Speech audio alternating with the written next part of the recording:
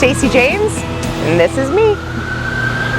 Good day, boys, girls, ladies, gentlemen, children from all around the world. It's Vin Robinson back with another Coast to Coast Sport moment. We're here with Community Corner, and today is a very exciting show, maybe one like we've never had before. We were still talking about our Renaissance. This is a little bit about Renaissance, but not really. It does touch upon music, but not classical. Perhaps there might be a touch to that here, because we're here today with Stacey James, singer-songwriter. Welcome to the show. Thank you. Thank you for having me. Now, we're here in the Exchange by the Cube, where a lot of festivals and a lot of activities and things happen around the city. Stacey, before we get into the retro stuff, let's talk about some of the current. You've performed at the Forks, you've performed around the city. The city, I've performed here, I've performed, So you're well known in the Winnipeg market and maybe above and beyond that too. Your music is fabulous. Thank you. Let's talk a little bit about the spark that got Stacey going. Okay. So what is your primary influences that got you into the type of musical genre that you experience? So you've got some underlining kind of rhythm and blues tone to your music that you produce. Where does that inspiration come from? Well, I'd say definitely the whole Motown era. That's what I grew up with, was the vinyl and Prince. I had an older sister that was constantly bumping Prince. Prince is huge for me. So that's a couple of the influences. And then power vocalists, you know, like Whitney Houston and Aretha Franklin, Mariah Carey. You know, I was always trying to sing their music. So you kind of throw all those different influences together with a little sprinkle of rock, because there was my Red Hot Chili Pepper phase and stuff like that. And then ta-da, I think that's where it comes from. Okay. Yeah. Now, I mean, to be a songwriter is something very vast, right? I mean, I guess you could have artists that approach you and say, can you write a song for me? Is that a possibility? Absolutely. That's actually your forte? That's what I love to do, is the writing. Okay. That's my thing. Yeah. So how early, you know, in adolescence did that start? The write-ins or the poems, or you know, it's a creative aspect of you. So how early did that begin? I was probably around 7 or 8 when I started writing poetry, and I actually remember my first poem. It's called Beautiful Horse, and I'm talking about me looking at a horse and asking it if it feels the way a human does. You know, like, are you judged upon your appearance? Are you know, not necessarily with those words, but, you know, just trying to get into a horse's mind and wondering if that life is like the human life.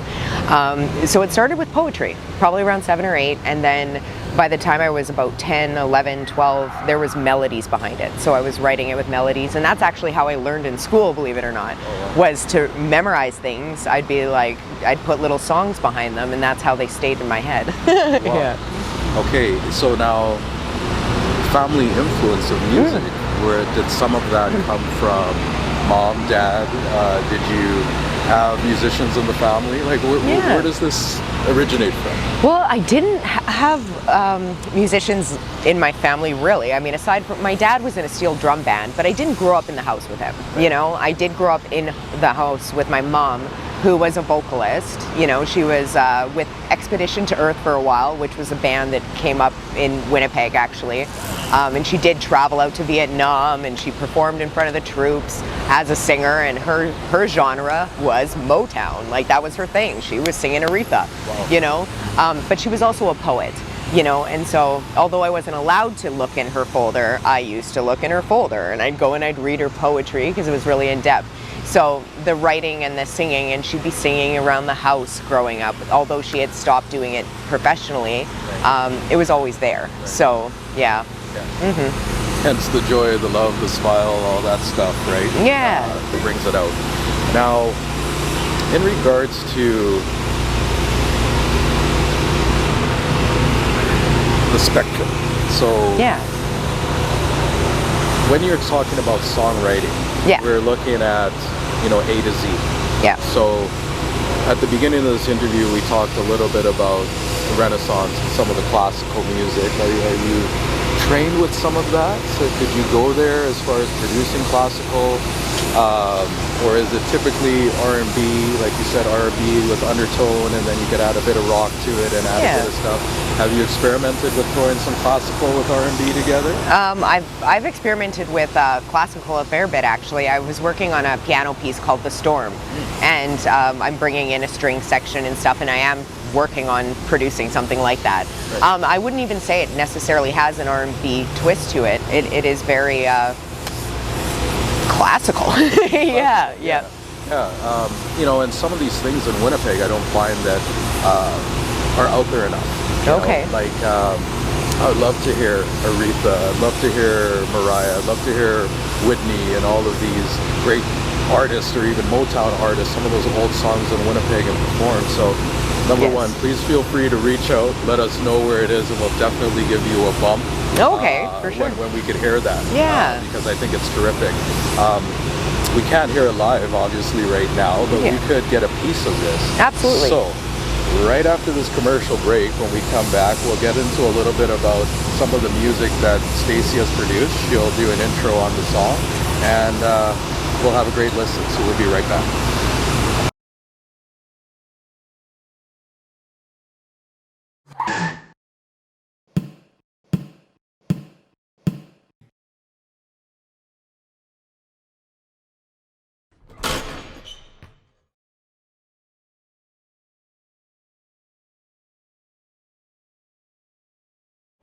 Welcome back from that commercial break. We're now back with Stacey. We've got a track because we want you to hear some of the great music that she produces.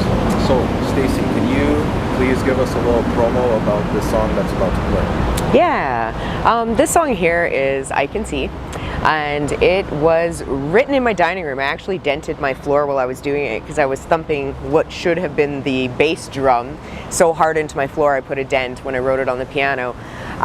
But it is my band, Stacey James Band, and it was actually produced by my drummer. He helped with the production at his studio.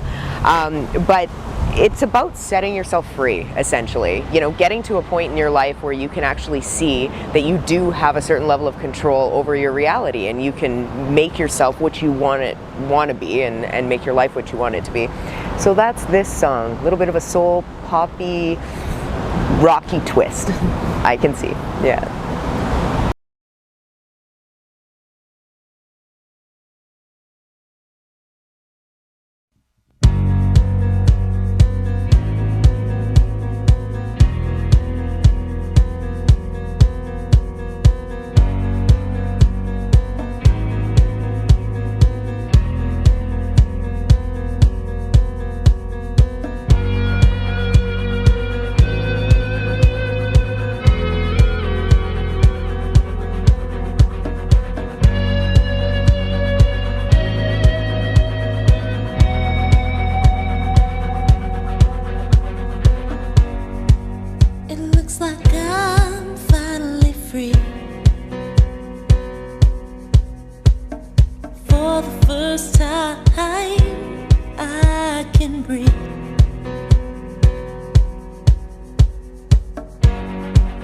It's like there's something coming over me. Won't somebody tell me what it means? 'Cause I can see. Ooh, ooh. Oh, I can see. Ooh, ooh, ooh.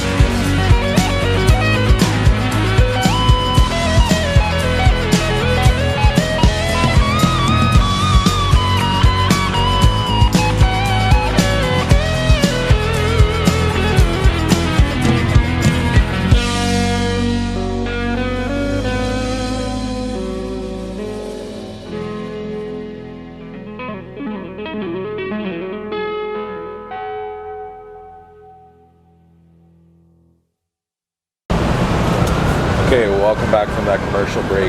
There will be another track that's going to be coming up. We couldn't just leave you with one. We know that when we get into singer-songwriters, we have to be able to show a wide variety of what is done. So what we're going to talk about right now is some of the effects that COVID had. And COVID was tough, even though we're in the endemic, as they would call it right now. The pandemic was very difficult for a lot of people. Absolutely. And with that being said, as a singer-songwriter, how did that affect you? Yeah. Well, I when it comes to the performance aspect of it, definitely affected me. You know, there was a couple things here and there, but for the most part, I'd not taken 2 years off stage since I was 14 years old. You know, so that is a very long time to not be performing.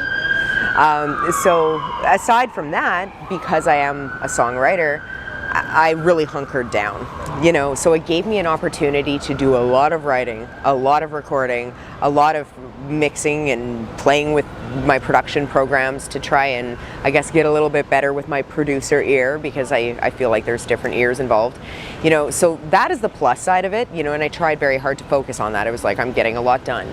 I'm going to get a lot of music finished, and that did definitely add to my hoard of music, yep, that I've been sitting on for a very long time. But yeah, it slowed a lot down, you know, outside of the home, more or less. Right. Yeah. But the creative process just kind of oozed out. Oh, completely. You know, there's actually a single that will be coming out with my band called The Edge, and it's about that. It's about that whole thing, like how everyone was kind of on the edge, and we just didn't know which way we were going to be going, but yeah, and it's talking about that time. So I once heard that yes. The way that you could become a great singer-songwriter, a greater artist, is to learn more, take in as much information as you can, so that it becomes authentic to you. Yeah. So if you have an artist that approaches you and says, I'd like to produce a track, and it might be a little bit outside of the realm, how do you connect with that? Or where do you find your inspiration? Or do you sit on that project until you think that you could find the inspiration for it? I'm just wondering, you know, is there anything that ever stumps the creative process where, you know, you can't put it down on paper to make it develop into something?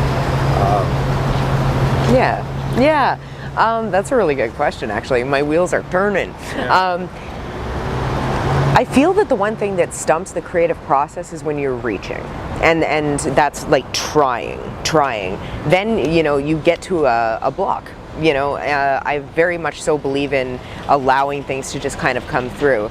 And so if somebody comes to me and says, I need something within 24 hours, you know, it'll be like, okay, what do you want within 24 hours? Do you want it to be authentic, or do you want it to be forced? Because it might just pour out of me within 24 hours, but the chances of that happening, it needs to come naturally. But I also very much so believe that your input is your output. So the more that you're taking in, the more that you have the ability to translate into art, you know? So in that way, yeah, I think the only thing that stumps it is forcing, you know, that when you're actually trying. But if you're sitting there and you're just ready to go into flow, then it usually just... Right. And you know what, I've always tried to understand or relate to, so I don't know the creative process and how long it takes to, say, make an album. Okay, but if I listen to 13 or 15 tracks on an album, then a lot of them seem to kind of almost be like a movie. It's telling a story throughout the course of the 12 or 13 or 14 tracks. Yeah. You know, I've never really heard something start here and then go way off here as far as a track. So how could it take 3, 4, 5 years for an album to drop? What's the life cycle of that? How long does it take? That's a really good question too. I feel like it really depends on where you're at. You know, my first album, 1111, that I had put out, that was something that I'd been writing over the course of 5 to 7 years. And it was a story, you know, like it was right from the intro of the album all the way through, and it was connected to my life and my experiences up to that point. But then the double album that I did with the AJR project is what it was called. It's musicians from all around the world that I had the pleasure of working with. I wrote that in under a year. you know, and they did the musicianship, and some of them were my compositions, but I was able to write it in under a year because I already had the story there, and the music for me as a writer, that's what gives me the emotion to write from. That's what gives me my topic. So when I hear something, I'm like, oh, that makes me feel like this. Ooh, here's my topic. You know, but if I'm composing it, sometimes it might take longer for the composition to come through, and then the emotion and the writing comes very quickly. So it depends. It could be a decade. It could take 5 minutes. You know, my EPs I spit out in under a month. You know, so it really depends. There's no like, no. Yeah, it's like you get the epiphany and let's go. Right? Yep. Yeah, okay. Definitely. So now that we know where some of that creative juice comes from, right after this commercial break, we'll be right back with another track, and then we'll get a little bit into the now of Stacey James, which is talking about some of her local band and some of her tracks that has been cataloged and what she wants to do with those tracks. So we'll be right back.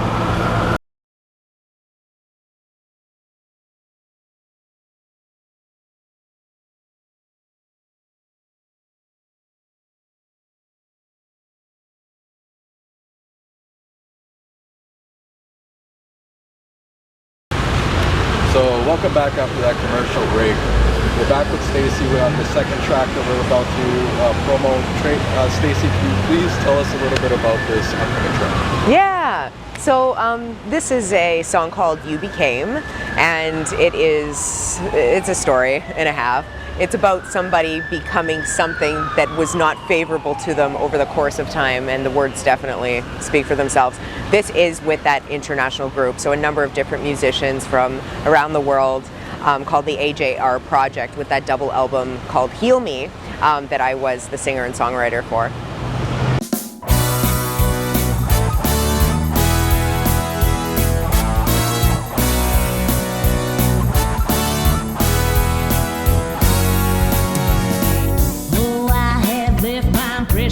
It's time to move along.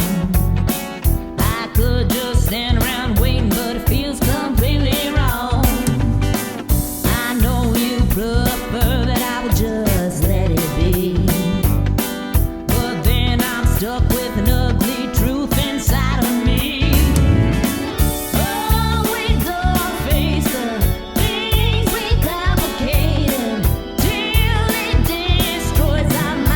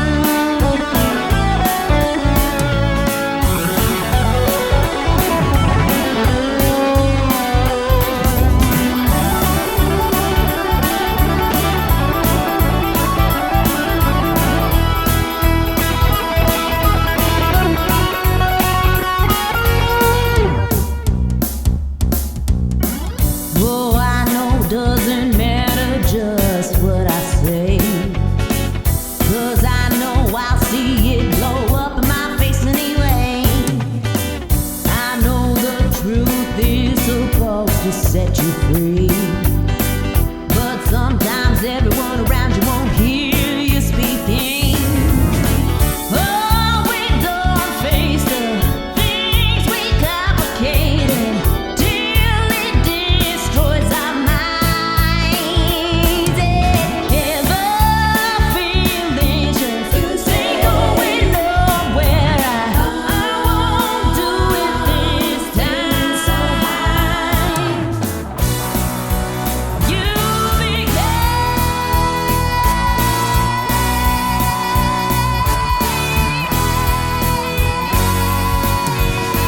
oh, we don't face the things we complicated till it destroys our minds. Yes, I remember all the pain and the hurt, and every time you rub my face in the dirt, and it takes me away fast as can be. Oh, we don't face the things we complicated till it destroys our minds. You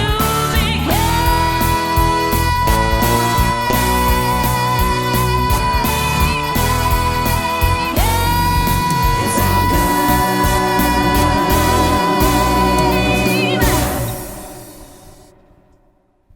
Welcome back.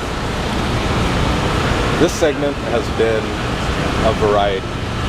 We're going to now get into the now of Stacey James. So we're going to talk a little bit about the band, the Stacey James Band. Tell us Yes. a bit about that. Yeah, so the Stacey James Band, I guess we started out in about 2008.